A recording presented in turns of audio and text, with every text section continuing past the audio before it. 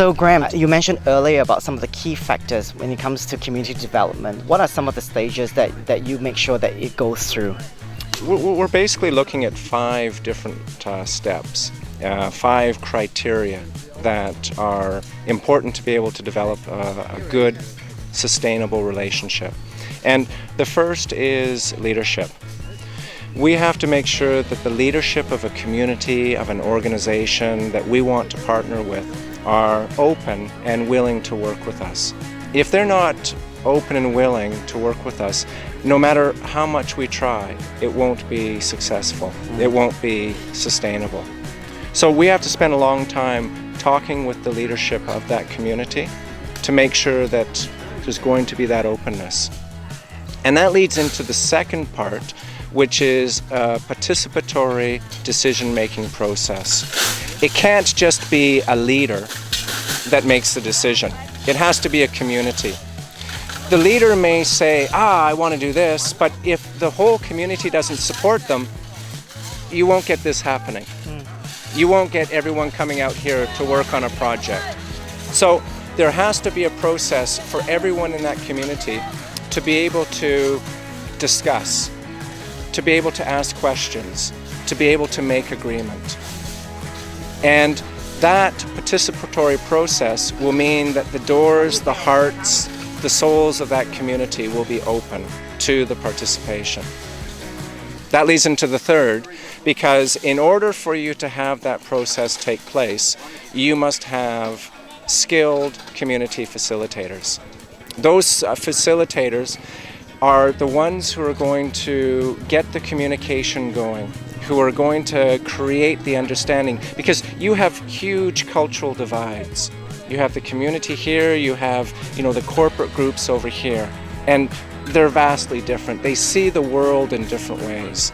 The facilitator is bridging that divide. The fourth, the groups that we work with have to be willing to invest in the community. They have to be willing to invest in infrastructure projects that are going to allow the community to achieve the goals that they want. And the last, maybe the most important, is the community has to be willing to invest as well. Now, this can be time-consuming and difficult to identify because they may not have money to invest, but they could have local materials, they could have labor, they could have land, and that's what they can invest. So we need to identify what they can do so that they can participate in that way. Also identify what they cannot do, what the blockers are to their development, so that we can invest to remove those blocks so that they can achieve what they want. In this way, we can get community empowerment. So Dung, tell us, what village are we in at the moment? We are in Na Chao Village, which is in Mai Chau, Hoa Binh province. It is 160 kilometers from Hanoi, and this is a Thai village where Thai people living.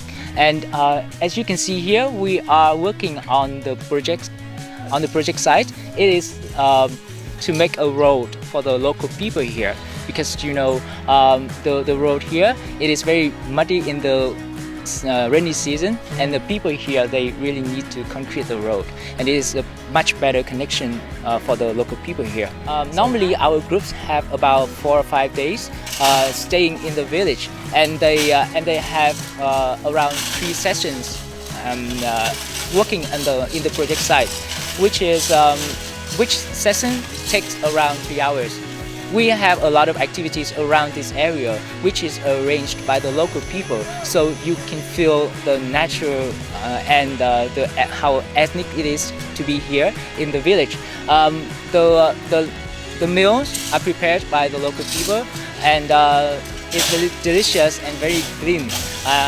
And also other activities like other cooking class or dancing performance, they are all done by the local people here.